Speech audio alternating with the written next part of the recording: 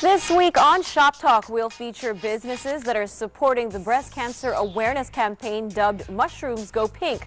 We'll also talk about the dynamics of direct selling and the story of renegade folk. Plus, we have two entrepreneurs who are part of the ongoing OKB Gayon Bicol Trade Fair. So stay tuned for the next hour. I'm Ria Tanwat Cotrillo.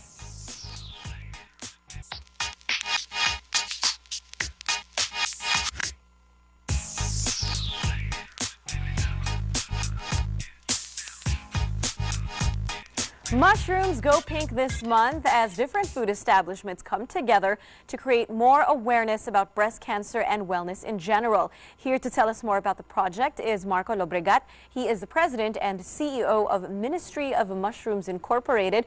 Also with us are Chef Rolando Laudico of Bistro Filipino and Angela Sonko of Sugarleaf. Hello, gentlemen. Welcome to the show. Hello. Hi, Ria. Thanks for having us. Great of you guys to come. And, you're all participating in this wonderful event. So we'll start, of course, with Marco. Yeah. You're head of Ministry of Mushrooms. Yeah. What is that company about? It sounds like a lot of fun. Well, I can talk about mushrooms all day, so I'll keep it really short. We're really trying to build the mushroom industry locally. It's a company that I've grown, and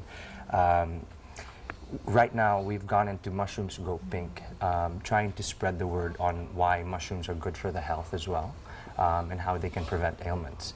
Mushroom societies in Canada and Australia have also created Mushrooms Go Pink in different platforms as well.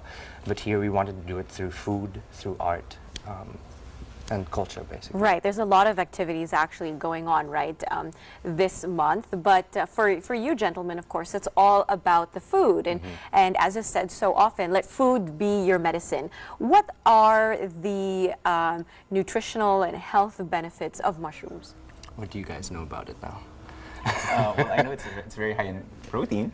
Yeah, actually. That's right. That's one. And of course, if you eat organic, it doesn't have all of those potentially harmful chemicals compared to conventionally grown produce. Yeah. I agree. Yeah.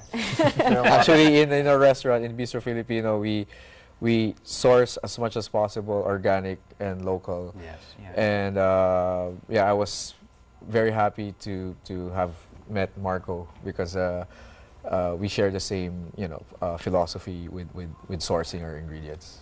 Okay, so do a lot of the mushrooms or mushroom varieties grow indigenously in the Philippines, or was it something that you needed to introduce and then later on found that certain species can be grown here? There have been a lot of growers over the last probably 100 years ago, but the industry never really was able to establish itself for a number of reasons. So we're trying to really give it a boost again.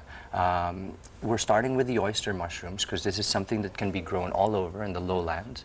But shiitake has been grown here, straw mushrooms have been grown here, and we're slowly trying to introduce that. But we're going from a low technology point to be able to work with the farmers and trying to improve that to world-class standards. Okay, you brought us a really interesting package here.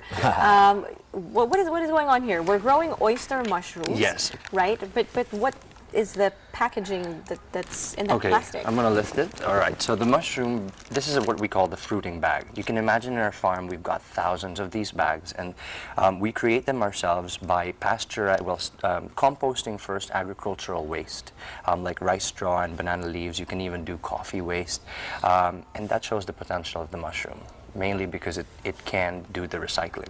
But after sterilizing that, we inoculate it with our spawn, and then eventually it starts to grow. So everything that you see that's brownish is its food, and everything that's white is the mushroom itself actually eating it. And then they sprout out of the bag.